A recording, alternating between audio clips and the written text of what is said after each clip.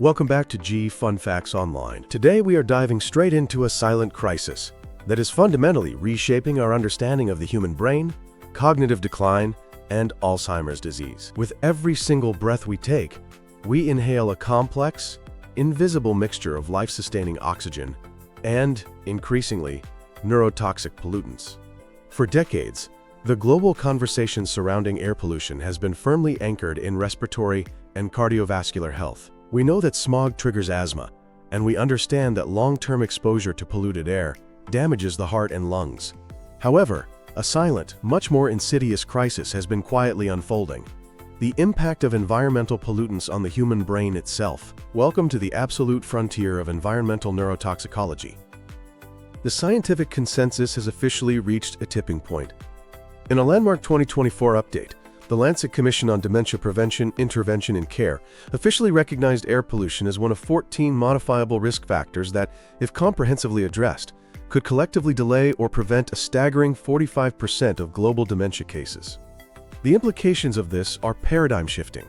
Dementia is not merely a tragedy of genetics or the inevitable decay of biological aging. It is, in a very significant part, an environmental disease.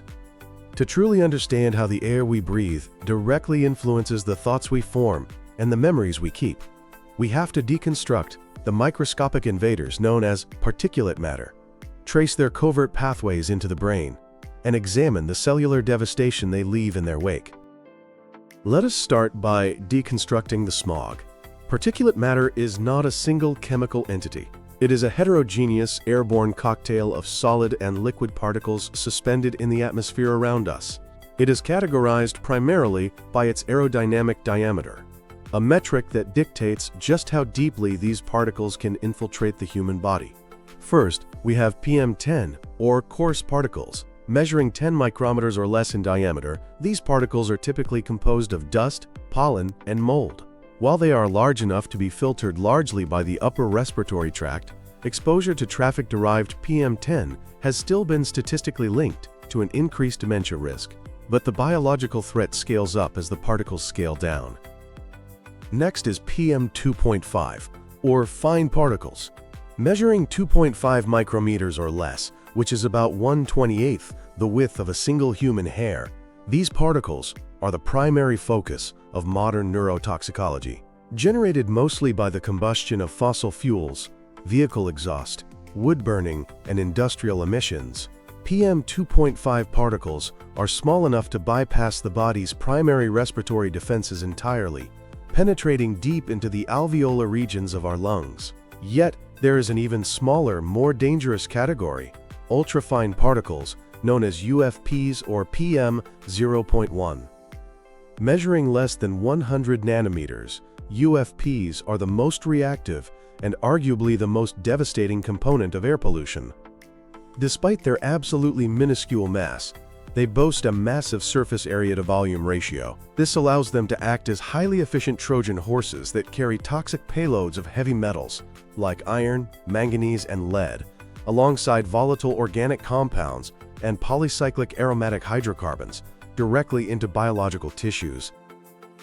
For over a century, scientists believed that the human brain was an impenetrable fortress, shielded from circulating blood and environmental toxins by the highly selective blood-brain barrier. However, environmental neurotoxicology has revealed that particulate matter utilizes two distinct, highly effective pathways to breach this fortress. The first route is the systemic highway and the breakdown of the blood-brain barrier. When we inhale PM2.5, the particles travel deep into the alveoli of the lungs, where they trigger a localized immune response. But this pulmonary inflammation does not stay confined to the chest. It sparks a massive systemic inflammatory cascade, releasing pro-inflammatory cytokines into the bloodstream. Simultaneously, the smallest of these particles can cross the alveolar capillary membrane directly into the systemic circulation. Once in the blood, these physical particles and the inflammatory cytokines travel up to the brain. Over time, chronic exposure degrades the endothelial cells that make up the blood-brain barrier. Much like a deteriorating seawall constantly battered by waves, the compromised barrier allows both the physical particulate matter and peripheral immune cells to flood into the central nervous system, initiating widespread neurotoxicity. The second route is perhaps even more alarming. It is the olfactory fast track, a direct nose-to-brain highway exploited primarily by ultrafine particles. When we inhale UFPs, they are deposited on the olfactory mucosa right at the roof of the nasal cavity. Because our olfactory sensory neurons are in direct physical contact with the external environment to detect scents, they provide an unbarricaded neurological highway straight into the brain. The particles are phagocytosed or engulfed by mucosal cells and transported retrogradely along the olfactory and trigeminal nerves directly into the olfactory bulb, completely bypassing the blood-brain barrier. From the olfactory bulb, these toxic particles disseminate into deeper brain regions, importantly including the hippocampus and the frontal cortex, which are the very epicenters of memory formation and executive function. This direct, physical invasion perfectly explains why a diminished sense of smell, known as olfactory dysfunction, is often one of the earliest clinical precursors to Alzheimer's and Parkinson's diseases. Once this particulate matter infiltrates the brain tissue, it initiates a brutal, multi-front war at the cellular and molecular levels. The mechanisms driving pollution-induced cognitive decline are heavily intertwined with the classic physiological hallmarks of Alzheimer's disease. The first major mechanism is what we can call the microglial mutiny. Microglia are the resident immune cells of the brain, normally acting as vigilant janitors that patrol for and clear away cellular debris and misfolded proteins. However, when exposed to PM2.5 and UFPs, these microglia become overactivated and enter a hyperinflammatory state. In vitro studies utilizing microglial cell lines exposed to PM2.5 have demonstrated a massive, uncontrolled surge in the release of neurotoxic pro-inflammatory cytokines, specifically tumor necrosis factor alpha, interleukin-1 beta, and interleukin-6. Instead of protecting the brain, these rogue microglia begin indiscriminately attacking healthy neurons, driving severe synaptic loss and neuronal apoptosis, which is programmed cell death. The second mechanism involves extreme oxidative stress, mitochondrial collapse, and ferroptosis. Because particulate matter, particularly traffic-related UFPs, is often coated in transition metals like iron and manganese, its entry into the brain triggers an explosion of reactive oxygen species. This extreme oxidative stress completely overwhelms the brain's natural antioxidant defenses. Furthermore, UFPs specifically target and impair mitochondrial function. Mitochondria are the energy-producing powerhouses of the cells. In human olfactory mucosa cells exposed to traffic-related UFPs, researchers observed a severe inhibition of mitochondrial oxidative phosphorylation, essentially starving the neurons of the fundamental energy required for survival. Additionally, the unnatural accumulation of iron carried by particulate matter can trigger ferroptosis, a highly destructive, iron-dependent form of cell death that has been strongly implicated in the accelerated progression of numerous neurodegenerative diseases.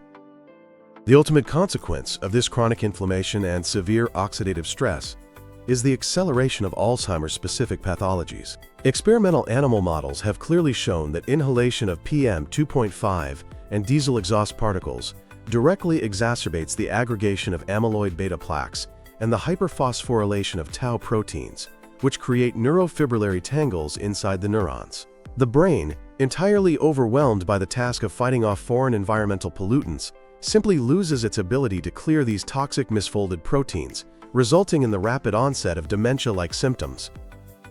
The translation of these terrifying cellular mechanisms into human populations has been confirmed by a staggering volume of epidemiological data. Global studies continually reinforce that where you live and the exact air you breathe profoundly impacts your cognitive trajectory over a lifetime. A definitive 2025 systematic review and meta-analysis published in The Lancet Planetary Health, which analyzed over 50 global studies encompassing tens of millions of people, cemented this direct relationship. The researchers concluded that for every 5 microgram per cubic meter increase in long-term exposure to PM2.5, a person's risk of developing dementia increases by a massive 8%. Other analyses from the exact same research initiative noted up to a 17% increase in dementia risk for a 10 microgram per cubic meter rise in PM2.5 exposure. Additionally, long-term exposure to nitrogen dioxide and black carbon, which is essentially the soot from incomplete combustion, was significantly tied to heightened dementia risk. Neuroimaging studies have made this cognitive decline physically visible. Research utilizing MRI data from incredibly large cohorts, such as the UK Biobank and the Swedish National Study on Aging and Care, revealed that long-term exposure to PM2.5 is strongly associated with accelerated global brain atrophy, significantly smaller hippocampal volumes, and measurable reductions in white matter integrity. These structural changes on an MRI are the literal physical manifestation of memories being eroded. Perhaps the most chilling evidence comes from metropolitan Mexico City, a region infamous for its severe and persistent air pollution. Autopsy studies on children and young adults who lived their entire, albeit short, lives in metropolitan Mexico City have revealed the presence of combustion-derived nanoparticles deep inside the brain tissue itself. Alongside these toxic particles were the early, unmistakable neuropathological footprints of Alzheimer's and Parkinson's diseases. These young residents, some still in their childhood, already exhibited cognitive deficits, altered gait, and olfactory dysfunction. This proves conclusively that environmental neurodegeneration is not just an affliction of old age, but rather a lifelong accumulation of cellular damage that begins the moment we take our first breaths in a polluted city. The realization that ambient air pollution is a potent neurotoxin represents a profound public health emergency, but it also offers a genuine beacon of hope. Unlike genetic predispositions to Alzheimer's, air pollution is an entirely modifiable risk factor. By cleaning the air, we can literally save human memory and cognition. However, regulatory frameworks worldwide are currently lagging dangerously behind the science. While agencies like the U.S. Environmental Protection Agency and the World Health Organization have established limits for the total mass of PM10 and PM2.5, there are virtually no explicit regulatory standards for ultrafine particles. Because UFPs weigh almost nothing, a major city could technically and legally meet PM2.5 mass standards while still exposing its citizens to trillions of neurotoxic nanoparticles derived every single day from traffic and aviation emissions. Closing this massive regulatory loophole requires an aggressive, global shift toward clean energy, the widespread implementation of ultra-low emission zones in urban centers, and the rapid phasing out of diesel and internal combustion engines. The 2024 Lancet Commission explicitly points out that mitigating air pollution yields massive neuroprotective benefits, particularly for lower socioeconomic groups who are disproportionately forced to live near high-traffic corridors and heavy industrial zones. On an individual level, the science suggests proactive defense is necessary. Monitoring local air quality indexes daily, using high-efficiency particulate air, or HEPA, filters indoors to scrub the air of fine particles, wearing high-quality N95 masks during heavy pollution or wildfire smoke events, and timing outdoor exercise to avoid peak traffic hours are all practical, evidence-based steps to reduce your personal exposure. Furthermore, dietary interventions rich in antioxidants may offer a vital biological buffer, helping the brain to neutralize the reactive oxygen species generated by the inevitable inhalation of urban air.